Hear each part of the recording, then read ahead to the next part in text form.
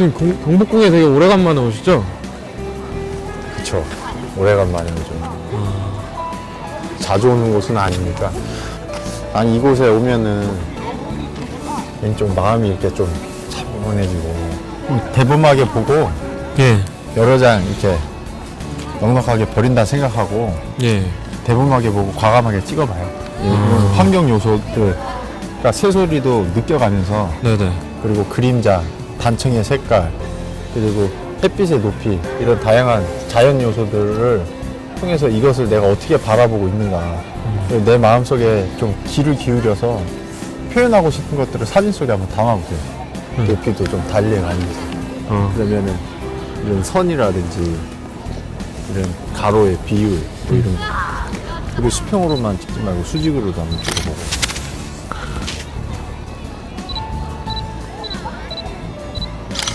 그리고 저 뒤에 그림자나 어두움, 명암, 그런 대비도 좀 이용을 해서 사진 속에 이렇게 담아보도록 해봐요.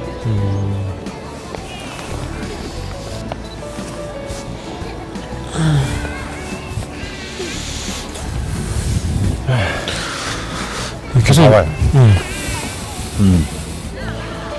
그렇죠. 수직으로도 찍고 수평으로도 찍고.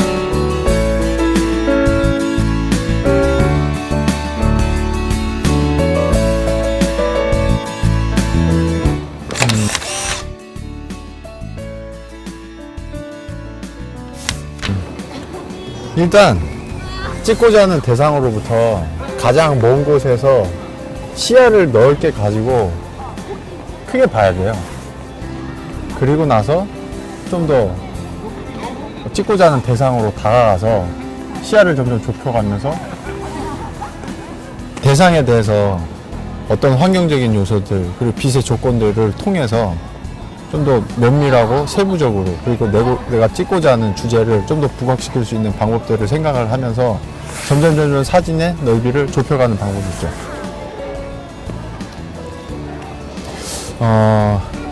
처음에 이 자리에 와서 과감하고 대범하게 몇 장 사진을 찍었잖아요. 예. 근데 이곳에 대한 사전 정보를 알고 있으면 사진을 찍는데 좀 더 많은 도움이 돼요.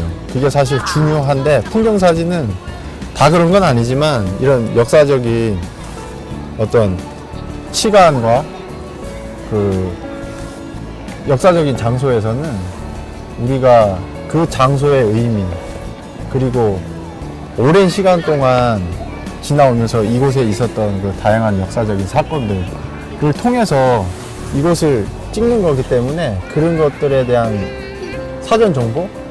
그런 것들을 좀 알고 있으면 사진 찍는 데 많은 도움이 돼요.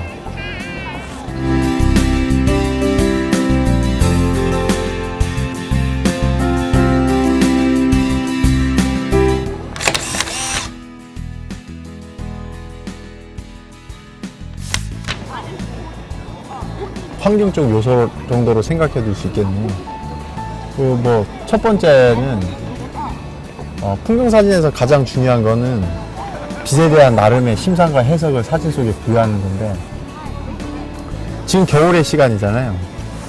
그리고 풍경 사진을 찍기에는 좀 더 이른 시간에 오든지 아니면 지금보다 더 늦은 시간에 사진을 찍는 것이 오늘의 사진 주제에 저는 더 적합할 것 같은데, 일단 이런 장소에서 주변에 들리는 소리들에 귀를 기울일 필요가 있어요. 그러면 이런 새소리, 아니면 사람들의 소곤거리는 소란, 이런 것들을 통해서 내가 이곳에서 느끼는 것이 무엇인가, 그리고 그런 느낌을 그림자의 길이, 그리고 빛의 질감, 그리고 태양의 색깔, 그리고 이런 눈, 그리고 산속에서 피어나는 연기들, 그런 것들을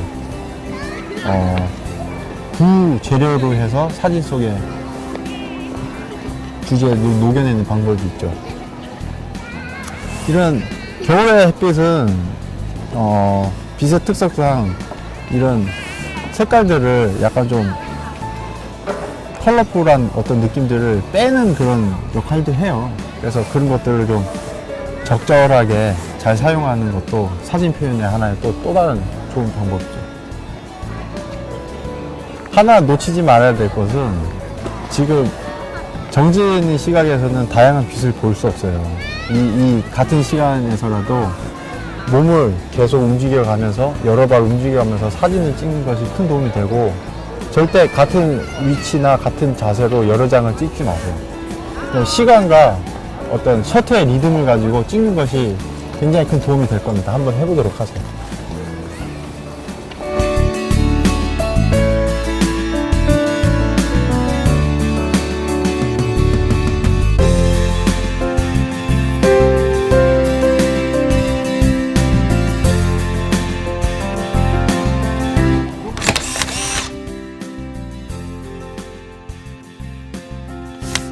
가끔은 눈으로 보는 것보다 네. 눈이 아닌 자기가 본능적으로 느끼는 위치에다가 카메라를 두고 찍는 것도 사진 촬영의 한 방법인데, 과거에 필름 카메라로 찍었을 때는 펜타프리즘을 열어서 그걸 보고 찍기도 했는데 지금은 그렇게 그런 카메라 기능은 디지털 카메라에서 많이 삭제됐으니까 찍고 바로 라이브로 볼 수 있는 방법 있잖아요. 그런 것들을 살려서 가슴 모델을 놓고 이렇게 움직여가는 거죠. 대본막이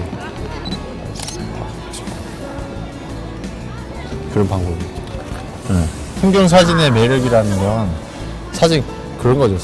사진에서의 사진 테크닉이라는 건 자기 스스로 사진을 찍으면서 찾아가는 것이지, 그러면서 습득하는 것이지 따로 있는 게 아니에요. 그 속에 노출과 그리고 심도의 구현, 그리고 셔터의 이용, 그런 것들이 녹아 있는 거지, 사진 테크닉이라고 해서 특별히 뭐가 있는 건 아닙니다. 사진사가 발전하면서 그런 것들을 요구를 했고, 사진들이 그런 것들을 표현을 하고, 이 부분에 대해서 자기 스스로가 정립을 할 필요가 있어요. 어떤 게 먼저인지, 기술이 먼저인지 아니면 표현이 먼저인지. 저는 후자 쪽이라고 생각을 하는데, 그러니까 사진 표현을 위해서 사진의 기술이 필요로 한 거지, 사진 기술을 필요로 하는 표현은 난 없다고 보거든요.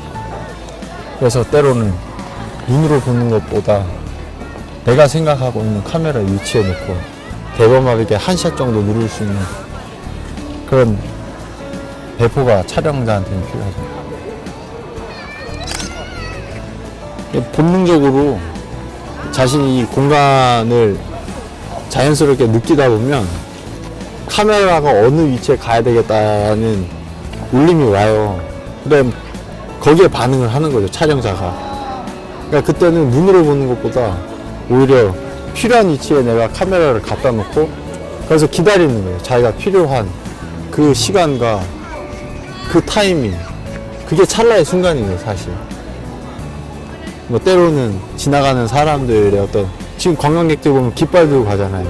저런 것들이 아까 얘기했던 바람을 느끼면서 저런 깃발들이 흔들림, 그리고 깃발의 색, 그리고 사람들의 보이지 않는 표정, 그리고 그들의 움직임, 이런 것들이 이 풍경 속에 어떻게 녹아 있는지.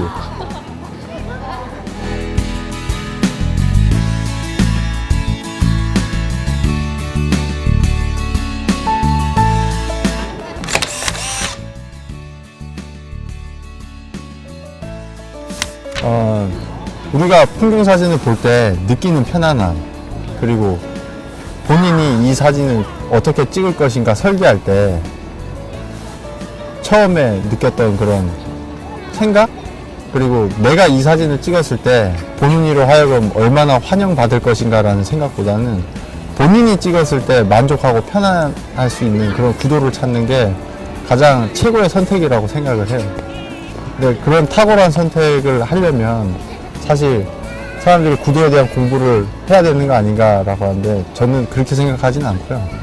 우리가 일반적으로 풍경 사진을 찍을 때 뭐 수평 구도, 수직 구도, 대각선 구도, 사선 구도, 그다음 뭐 S선 구도, 뭐 이런 것들을 명명하고 얘기를 많이 하지만, 실질적으로는 자신만의 구도를 찾아서 사진을 찍는 것이 오히려 사진 촬영에 자신의 발전을 위해서 더 나은 그런 사진의 모험이 아닌가라는 생각을 합니다.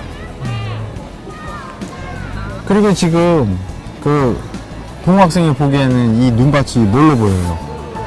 어떻게 보이나요? 그래서 지금 제가 보기에는 하얀색으로 두드러져 보입니다.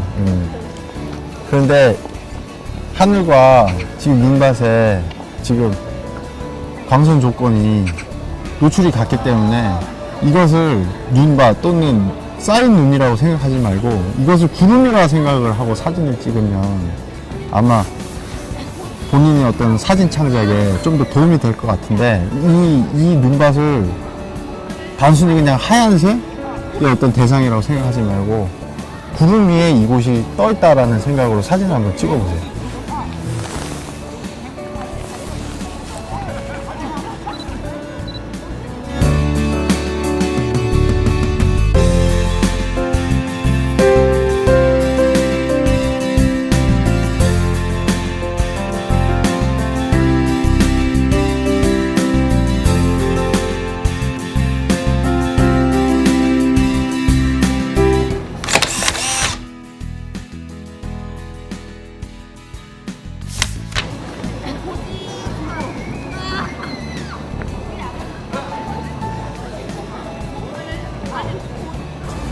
항상 어느 곳을 가든 햇빛의 위치를, 태양의 위치를 기준으로 해서 자연광의 조건을 판단할 때 나침판은 항상 빛의 움직임을 예측을 할 필요가 있죠.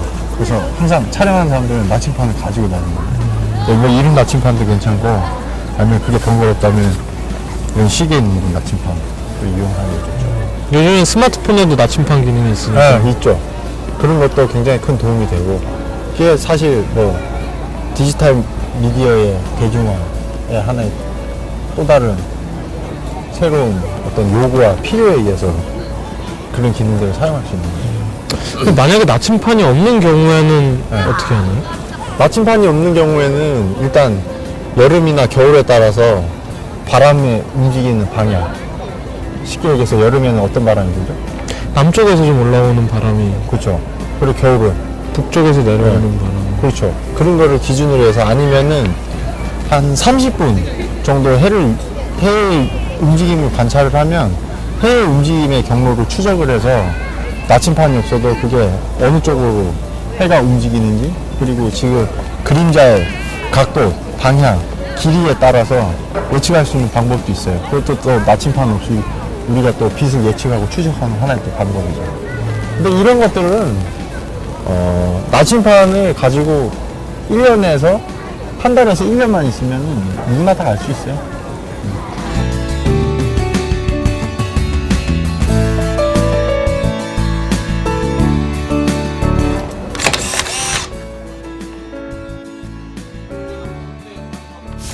이 후드는 사람의 어떤 신체 부위하고 비교를 하자면 이게 눈썹하고 같은 역할을 해요. 우리가 눈을 부실 때 눈을 지그시 감으면 눈부심이 덜하듯이, 특히 와이드 렌즈에서는 시야각이 넓기 때문에 의도하지 않더라도 햇빛이나 아니면 햇빛으로 인해서 반사되는 발광체들에 의해서 렌즈 쪽으로 빛이 들어오게 되거든요. 그러면은 사진을 찍고 나서나 아니면 라이브 뷰를 봤을 때 가장자리 이런 동그란 타원이 연속적으로 이어지는 혜성꼬리 현상 같은 게 생겨요. 그럼 그런 것들이 사진 이미지에 어떤 주제를 훼손시킨다든지 시야를 방해한다. 그럴 경우에 그런 것들을 이런 후드를 통해서 차단시키는 역할을 하는 거죠.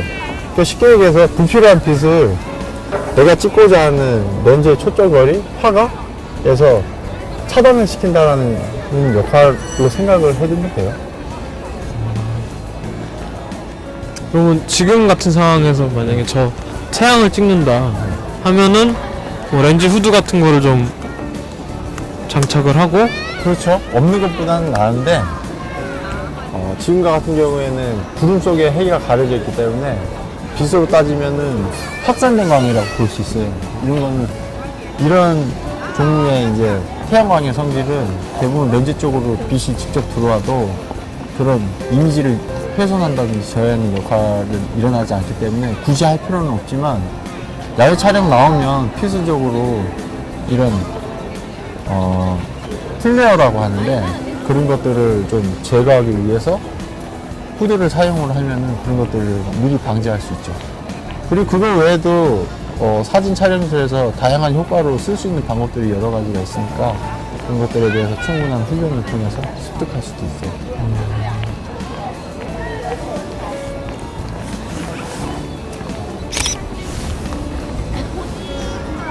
이게 누군가가 이게 글자를 이렇게 써놓고 갔잖아요. 네. 이런 것도 그냥 간과하면 안 돼요, 사진 찍는 사람들은. 그러니까 이런 것들이 재밌는 거기 때문에 이런 다양한 환경에서 발견하는 요소들을 이용해서 주제와 관련되게 사진 촬영을 하면 예기치 못한 사진을 또 창작할 수가 있거든요. 그러니까 항상 촬영하는 사람들은 시야를 넓게 보고 항상 열린 시각으로 봐야 될 필요가 있어요.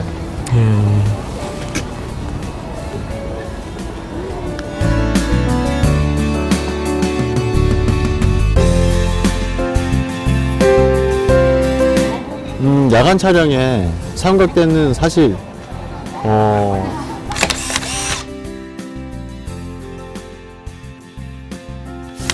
사진 이미지의 어떤 채집을 위해서는 필요 충분적으로 아주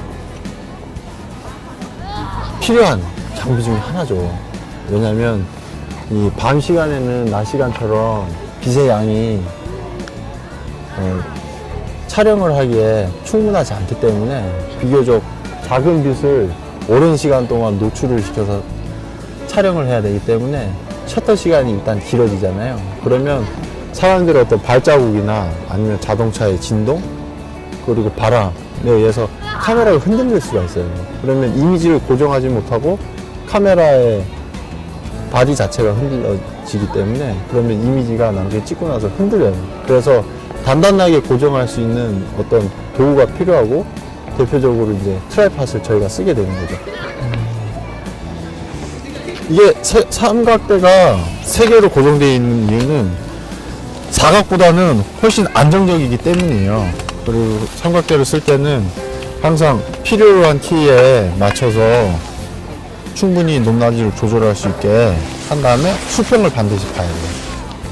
만약에 수평을 볼 수 없는 환경에서는 육안으로라도 수평을 봐서 수평과 수직이 시선이 이제 분산되지 않고 대부분 주요 피사체가 조화와 균형이 맞도록 무게중심을 잘 잡아줄 수 있도록 수평을 잘 봐야죠. 그리고 또 하나 이제 이 트라이팟의 중요한 기능, 역할 중에 하나는 이거는 사진 찍는 촬영자의 태도의 문제인데 우리가 들고 찍을 때는 순발력이 필요하고 다양한 이미지를 빠르게 포착을 필요로 할 때는 들고서 찍는 것도 좋은 방법 중에 하나지만 트라이팟을 씀으로 해서 좀 더 여유를 가지고 찍고자 하는 대상에 대해서 좀 깊이 생각할 수 있는 그런 시간들을 벌어줘요. 그리고 트라이팟은 한번 움직이면 여러 가지 절차와 필요 행동들이 있기 때문에 한 번 움직일 때 카메라가 내가 왜 카메라를 움직여야 되는지 그리고 내가 왜 그곳에 놔야 되는지에 대해서 좀 면밀히 고민할 수 있는 그런 좀 상황을 많이 만들어주죠. 그래서 항상 카메라 위치를 옮길 때는 거기에 대한 자신만의 이유가 있어요. 왜 내가 더 들어갔는지, 왜 더 빠졌는지, 왜 측면으로 이동을 했는지 같은 렌즈를 쓰면도 불구하고 왜 카메라를 내가 자리를 바꿔서 촬영을 해야 되나 거기에 대해서 한번 자신에게 물어보고 질문을 던진 다음에 카메라를 움직였을 때는 물론 찍는 위치와 각도가 변함에 따라서 이미지를 담아내는 조건도 틀려지겠지만 그런 것들로 인해서 사진에 좀 더 깊이 몰입할 수 있는 그런 또 역할을 하는 게 트라이팟의 사용이죠.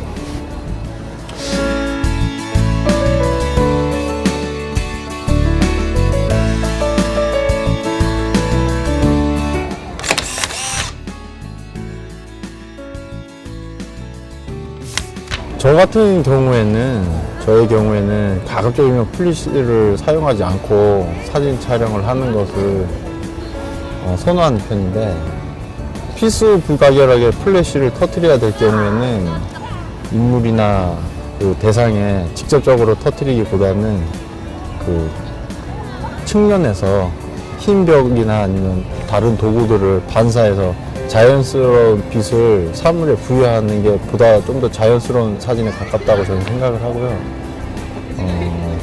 그리고 렌즈하고 플래시하고 같이 붙어 있는 것보다는 렌즈하고 플래시하고 좀 떨어져 있는 것들을 사용함으로 해서 정목 현상을 방지를 할 수가 있는데 정목 현상이라는 건 이제 원래는 눈동자가 검은색이 아니라 붉은색인데 그게 동공이 열려 있는 상태에서 플래시의 충격으로 급속도로 닫혀지면서 이제 모세혈관이 찍히는 현상이거든요. 그래서 뭐 후반 후보정 기능에서 정목 현상을 제거할 수 있는 방법도 있지만 카메라 렌즈하고 플래시하고 떨어져 있는 걸 쓴다든지 아니면 스피드 라이트라고 해서 플래시가 터지기 전에 전조로 이제 플래시를 가볍게 터트려 주면서 동공을 닫히게 해서 찍혀주는 그런 기능이 있는 카메라들도 있어요. 그래서 가급적이면 약간 밝은 빛을 한 번 주고 천천히 찍는다든지 하면 정목 현상을 방지할 수 있는 좋은 방법이죠. 그리고 또 하나 강조하고 싶은 건 너무 사진에 테크닉에 매몰되다 보면 내가 실제로 필요로 하고 나를 즐겁게 하는 사진의 매력이 감소될 수가 있어요. 그러니까 항상 내가 보는 일상이나 평범한 사물이라도 그것을 시각적으로 약간 다르게 보고 새롭게 해석하고 표현하려고 하는 본인의 의지가 사진 촬영에서는 아주 중요하다고 생각을 합니다.